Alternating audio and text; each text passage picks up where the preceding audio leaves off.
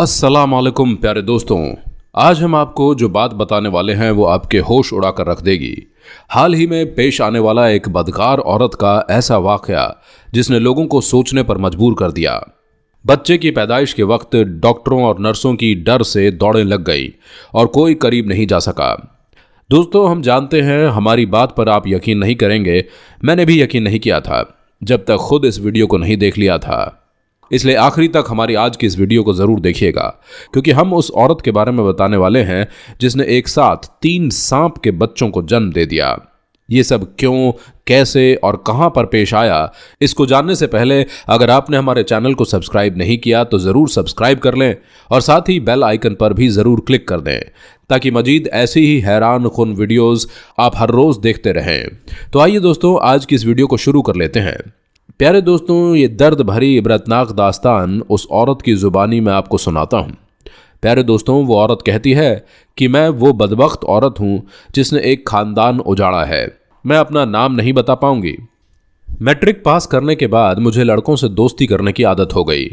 मेरे माँ बाप तो अनपढ़ थे, उनको कुछ मालूम नहीं था। मेरी एक लड़के से दोस्ती हो गई, हमारे मोहल्ले का ही था वो। उससे मिलना जुलना हर हद से गुजर गई, यहाँ तक कि मुमकिन होता गुनाह करती रही, गलत काम करती रही। एक को छोड़ा तो दूसरे से दोस्ती कर ली। मेरी माँ को एक दिन मालूम हो गया तो उन्होंने मेरी शादी का फैसला किया। जिस घर में मेरी शादी हुई थी, मेरा शौहर गरीबी का सताया हुआ, बचपन में ही माँ बाप का साया न रहा। माँ ने मुसीबतों से पाला था। कभी लोगों के बर्तन धोकर तो कभी लोगों के जूते पॉलिश करके मेरा शौहर बेहद सादा सा इंसान था। वो ज़माने के फरेब नहीं जानता था। मेरी एक ही ननंद थी। मेरी और ननंद की शादी एक दिन केव कफे से हुई थी। घर में सास, शौहर और एक मैं थी। सास ने मुझे अपनी बेटी बनाया, लेकिन मैं बदबख्त औरत हूँ। मेरा शौहर ईंट उठाता, कभी सर पर टोकरी उठाता। वो मजदूर था। वो ना मुझे अच्छा कहता था न बुरा, अपनी दुनिया में मस्त रहने वाला इंसान था। उसे शर्म आती थी मुझसे बात करते हुए भी। शुरू में मेरे सामने बैठकर खाना भी नहीं खाता था। इस बात से आप उसकी सादगी का अंदाज़ा लगा सकते हैं। मेरी सास भी बहुत अच्छी थी। मैं उनसे जो भी कहती थी मुझे वो ला कर देती थी, लेकिन क्या करती, मैं आदत से मजबूर एक जलील तरीन औरत थी। मुझे खुशियाँ रास ही कहाँ थी, मुझे इज्जत कहाँ कबूल थी। मैं सर फैलाने वाली औरत थी, मैं मक्कार औरत थी। आप जहाँ औरत को इतना खूबसूरत समझते हैं ना, वहीं पर मुझ जैसी बदसूरत औरतें जो आशियाना जलाकर रोती हैं। मैं पार्लर बनाना चाहती थी। मैंने ब्यूटी पार्लर का काम किया हुआ था। उसने मना किया कि ऐसा काम नहीं करोगी, लेकिन जब अपने शौहर से पहले बात की तो उसने कहा बना लो, मुझे कोई एतराज़ नहीं। फिर मैंने पार्लर बनाया, काम चलने लगा, पर मेरी गंदी आदत मुझे मजबूर करने लगी। मैं शादीशुदा होने के बावजूद भी बाहर मुंह मारने लगी। शौहर मुझे बाहों में लेकर कहता, तुम थक जाती हो, छोड़ दो। मैं दिल ही दिल में हंसती और कहती कि ये थकान तो फिर किसी और वजह से है। मेरा एक दोस्त था जो मुझे रात को मिलने की जिद किया करता था, पर मैं इनकार कर देती थी। फिर मुझे उसने बरगलाना शुरू कर दिया तो मैं अपनी सास और शौहर को नींद की गोलियां देने लगी, और वो सो जाते तो मैं अपने दोस्त के साथ गुनाह करती, गंदे गंदे काम करती थी।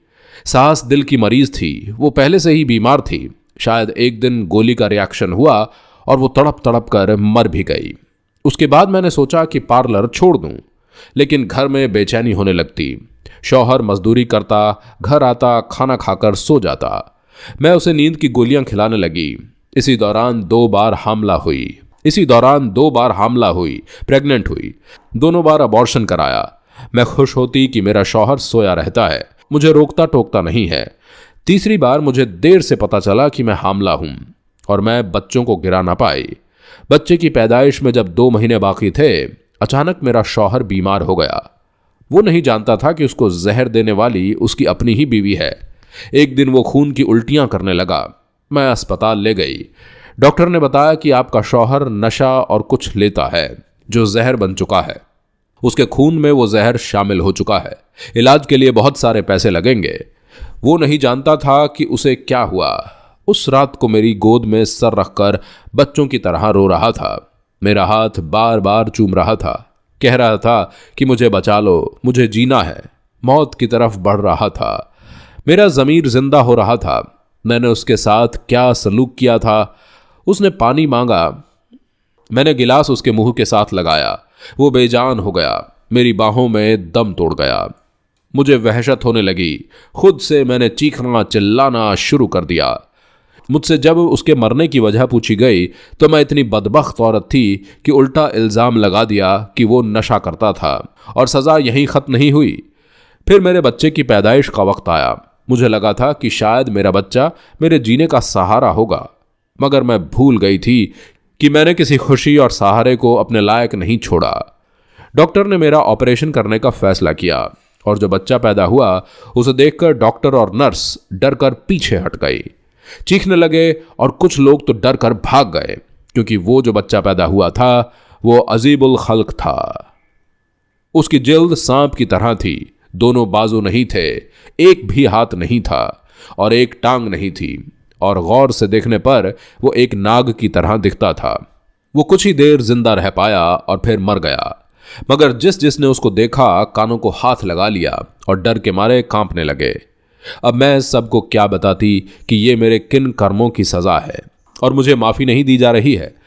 मैं अपने बच्चे के साथ दोनों लोगों की कातिल हूँ। औरत मुझ जैसी जालिम, बदकार, बदचलन औरत मुझ जैसी भी होती है। वो औरत भी लोगों के घर जला सकती है। औरत मुझ जैसी भी होती है, सीने से लगाने वाले को बर्बाद कर देती है। जहां ज़माने में और भी लाखों दुख और दर्द हैं, वहां मुझ जैसी औरत अपनी बदबख्ती किसी को मौत के मुंह पर भी सुला सकती है। वो मुस्कुराता हुआ चेहरा आज भी याद आता है, जो सामने खाना खाने से शर्माता था। हाँ, अब मेरा यहाँ पार्लर नहीं है, आज मेरा कोई नहीं है। मैं कैंसर के अजाब से मुलव्वस हूँ। डॉक्टर कहते हैं कि ब्लड कैंसर है। मुझे बहुत दर्द होता है। मैं एक बंद कमरे में हूँ जहाँ कोई चीखें न सुन सके। मेरा जिस्म हड्डियों की तरह बन चुका है। मौत मांगती हूँ लेकिन मौत भी नहीं आती। अल्लाह ताला ने मेरे गुनाहों की सज़ा दे दी है। नमाज पढ़ती हूँ कि शायद मैं बख्श ही जाऊँ। मैं अपनी उन बहनों को बताना चाहती हूँ जो भाई को भाई से दूर करती हैं, जो माँ को बेटे से दूर करती हैं, जो बूढ़े सास ससुर को औलाद से दूर करती हैं, जो घरों में तमाशा लगाए रखती हैं। उनको बताना चाहती हूँ कि अंजाम बहुत भयानक और बहुत ज़्यादा दर्दनाक होता है, कि जवानी जब ढल जाती है फिर अंजाम शुरू होने लगता है। सब सुनने वाले दुआ करें, अल्लाह मुझे माफ़ करें। वो औरत जो गैर मर्दों में रहकर खुश होती है, उनके लिए मेरी ज़िंदगी इबरत का निशान है। खुदारा मेरी ज़िंदगी से इबरत हासिल करें। और मेरा वक्त तो गुजर चुका है, लेकिन उनके पास अभी भी वक्त है। वक्त पर दुआ करें। प्यारे दोस्तों, अल्लाह पाक से दुआ है, अल्लाह पाक हम सब को राह मुस्तकीम पर चलने वाला बना दे और हम सब को सही सही काम और सही रास्ते पर चलने की तौफीक अता फरमाए। आमीन सुम्मा